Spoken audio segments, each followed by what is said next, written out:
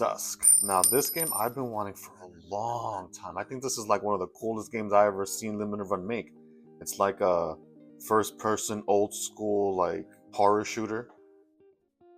I want to say it runs maybe like Doom, sort of. But I've played games like this on, I want to say like on the computer when I was a kid that looked just like this. And this was a game I had to have. This one I actually am gonna play. This one I can't keep sealed. What's up, everybody?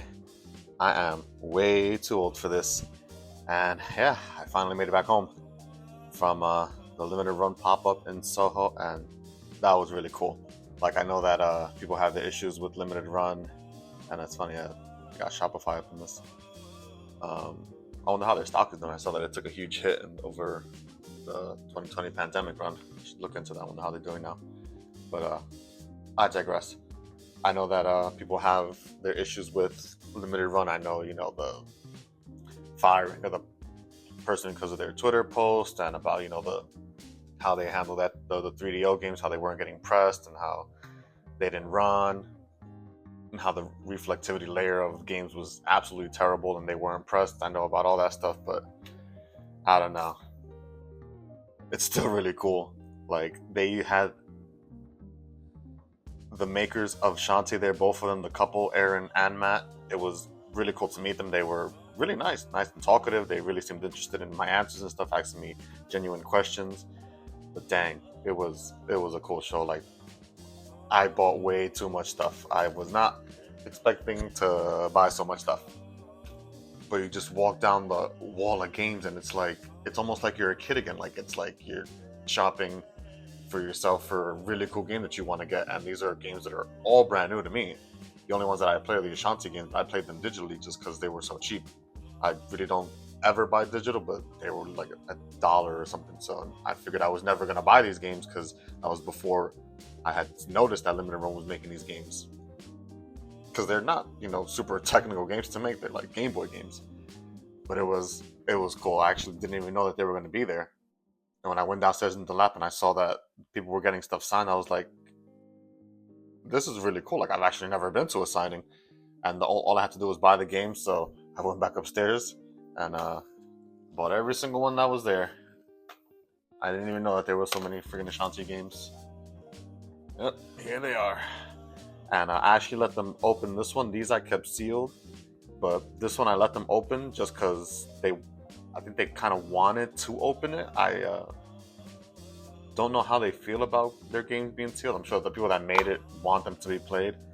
And yeah, sweet manual and all. So this is definitely the one I'm gonna play. Yeah, I got signed by both of the parents, and I guess their daughter, I guess voices or does something in this one. They wanted to open this one because this is the one that they all three worked on. So I thought it was pretty cool. Like, this one is one of the cooler things I have in my collection, to be totally honest with you.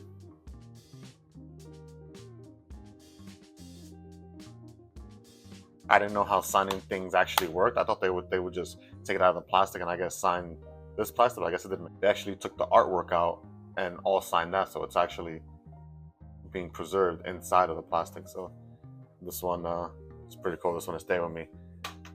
And these four, I had them just sign the plastic to keep them sealed. But I can see why that might be an issue, because even on this one, if you can see it a little bit, like, it's just a marker. Like, it's just a marker on plastic. So if I was to rub it, I don't know if I'd do it now if it would come off, but definitely when it was wet, if I were just to rub it, it would probably come right off. And then it's like it never happened. Like, I'm pretty sure if I took some Windex to this, it would come right off. So I'm actually gonna buy I don't have the protector size for these, so I'm gonna have to find those. But I'm even worried if I put a protector on it, will the plastic, like if it gets a little hot in there, will it come off and stick to the bottom, the inside of the protector? I hope not. But yeah, I gotta get the protectors of these I'm being very careful with. I'm not even sure if I should stack them on top of each other, because having the plastic on the ink, just rubbing back and forth, I'm not sure if that'll take it off. So I'm gonna be very delicate with these.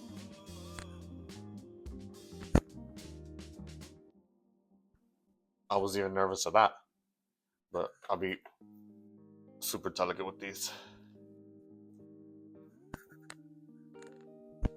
So I guess I'll just show you guys what else I got. I cannot believe I bought so much stuff.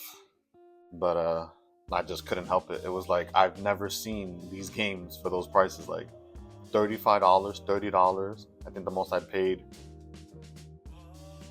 other than the big box, all the regular size, all the regular versions, it was like tops was $40. It was amazing. Just the shipping alone, I probably could have. I got like 4 free games just in shipping. The place was packed. The energy was great. I thought it was really cool. I'm really curious to see when they'll do it again, or if they do it again like another city, like if they do it in California or something. Like I want to see what's the time gap in between how often they do these things. Like if it's going to be a year or maybe about 5 years, or if it's going to be like a 6 month thing, or only maybe for the holidays, or maybe they'll do it again next month. Who knows? But I'm really curious to see. But let's get into it because this is going to be fun. I actually started putting protectors in some of them already, and I forgot I should probably record this. So I guess I'll show you those first. Let's move these to the side. All right. First, we're starting off hot, boys. Here we have Lollipop Chainsaw Repopped. Paid, pretty sure I paid $35 for this, and to have it on the Switch, I think is so cool. Like this is definitely one of the cooler games that they had, and I think this is a New York City exclusive cover or something. They had like a little section of all the stuff that was exclusive to the New York pop-up, and I'm so dumb. I should have definitely bought 2 of these. Everything was going so fast I couldn't focus. I think I went back in 3 times because of all the games I kept seeing. They're like, oh, I want this one, I want this one, I want this one. But I should have definitely bought 2 of these because I actually might want to keep one of these sealed because these online are expensive. But I'll see what I'll do with that one. Next we have Dusk. Now this game I've been wanting for a long time. I think this is like one of the coolest games I ever seen Limited Run make. It's like a first person old school like horror shooter. I want to say it runs maybe like Doom sort of, but I've played games like this on, I want to say like on the computer when I was a kid that looked just like this. And this was a game I had to have. This one I actually am going to play. This one I can't keep sealed. But I've wanted this game for like maybe like a year or so. Like I've seen it at maybe 50, 55, 60 or so. So to get it for $30, this one I'm very happy about. I got a hell of a backlog, but this one's going to be moving up it real fast. Next we have really cool title here, Turok 3 Shadows of Oblivion. Didn't even know there were 3 Turoks. I thought that there was only 2, and this is one of the developers that were there signing stuff. Gave me a bunch of cars. Dude was real nice too.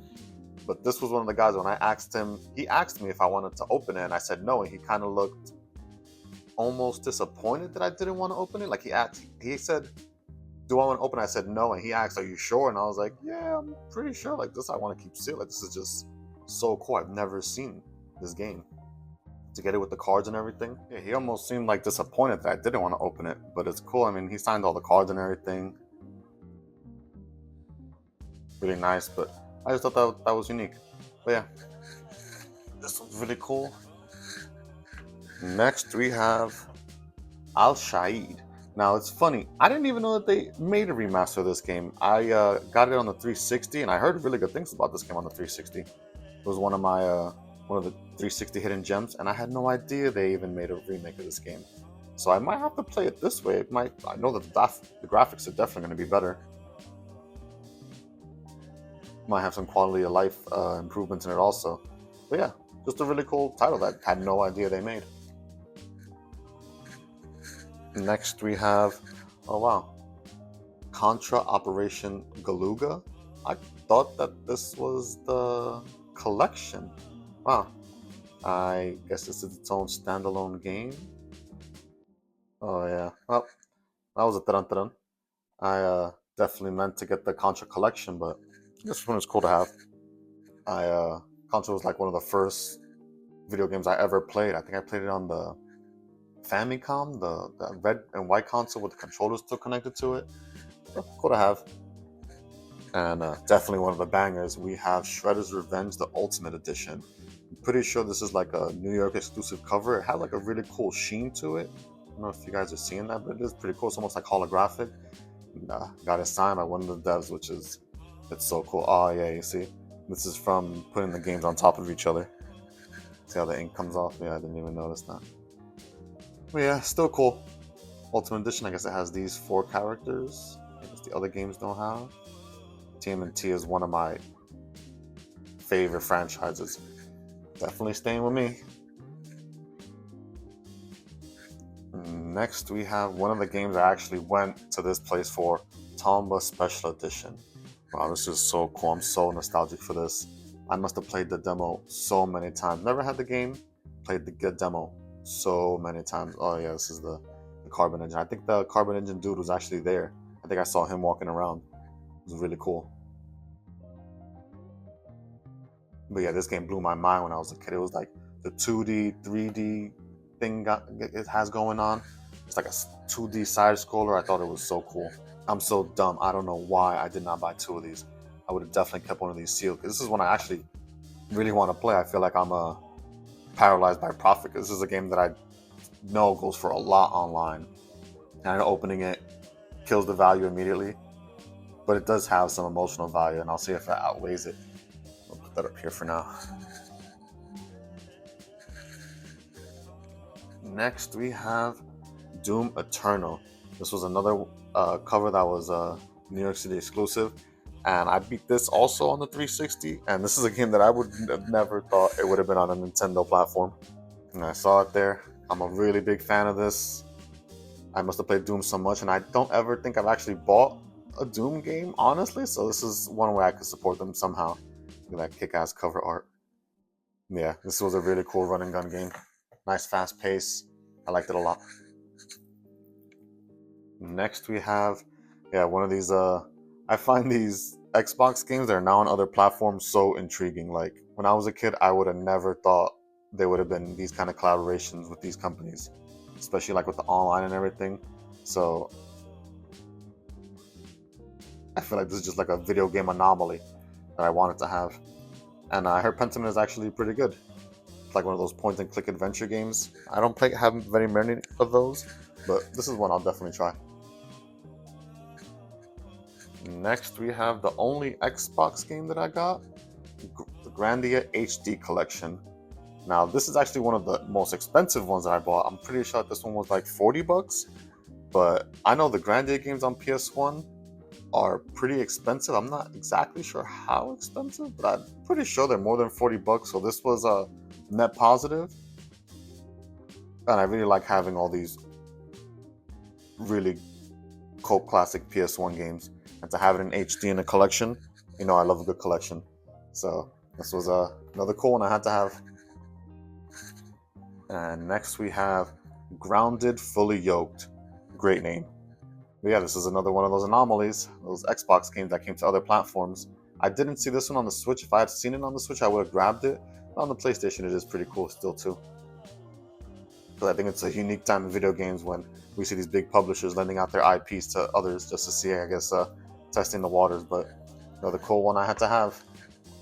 Now, these I kind of think I fell into a bit of FOMO, because I know that these were kind of hard to get from Limited Run, and I've never played a Persona game, but I kind of want to have all of them if I ever wanted to. Here we have Persona 3. I guess this is the PSP version. I've never played any of these Persona games, these really, really long JRPGs. I definitely want to play at least one of them soon, but I'm not sure which one. But having all of them at some point, at least I get to pick which one I want to jump into. Because I also got Persona 4 Golden. Now, this one was flying off the shelves. I think when I grabbed this one, there was only one more left. So this is one I kind of fell into the whole fear of missing out thing. But this thing was just beautiful standing up there. It was really grabbing my attention. Yeah, this one was $70. So yeah, it was like double what the regular game was going to go for. But I thought it wasn't a terrible value proposition. And it's funny, it doesn't even say what platform it is on this thing. I'm assuming it's for PS4 with the blue rim. But yeah, nowhere on this thing does it even say what it's for. That's hilarious. It has a steelbook inside. When I saw it has a steelbook, you guys know I'm a sucker for a steelbook. But yeah, that's hilarious how it doesn't even say what it's for. It has to be PS4. A little transparency wouldn't hurt. That's so funny. I bought this thing and I'm gonna have to look it up what the heck it is. And I usually don't buy big box stuff, but that one, it was too cool to pass up. And same thing goes for the star of the show. Last but not least, we have the big box High on Life from Squatch Games. Now this, I've heard mixed reviews. I've heard that, they kind of break the fourth wall a little too much. But dang, this one I had to have. This one was the most expensive one there. It was $100. And I really didn't want this big box thing, but I think the game alone is pretty close, comparable to that. So with all the stuff it comes with, getting old and life in my 30s is pretty stressful, so it's good to have a stress ball now. When I saw that, I just had to have it. But yeah, this is cool. This, I know when they released it first, it was only digital, and I just couldn't get myself to buy digital, so I had to wait for this one. So this one was a personal grail that I had to have. I am very happy with this purchase. It's crazy how video games are getting this expensive. But still, no regrets here. Yeah, that was a great event, guys. I had so much fun just literally running around buying stuff, and to get everything signed and stuff, this was a really cool event. I'm really curious when they're gonna do it again. Like, they were signing tons of stuff. They even gave me all these cards and everything signed. I'm pretty sure they gave me every turtle. Yes, that's all of them. Yeah, they gave me every turtle card signed. I mean, the cool factor is off the chart, guys. I'm pretty sure I went on the Friday, and on the Saturday, the dudes from Jamestown and Bob were going to be there, and that must have been so cool to get to see those dudes. I've seen their movies since I was a teenager. To actually meet them in person and get one of their games signed would have been catastrophically cool. But I had to go on the Friday because of work. But I'm actually curious, if anyone went on the Saturday, I'm curious to see what the selection was like. Because these are games that you can't buy on their website anymore. So I'm like, why do they have these games if they're not selling them? Unless they were planning to do this pop-up. But I'm curious, if anyone went on the Saturday, do you have like any footage, or what was the selection like? Like, did they still have all these games in stock? That is a question I'm very curious about.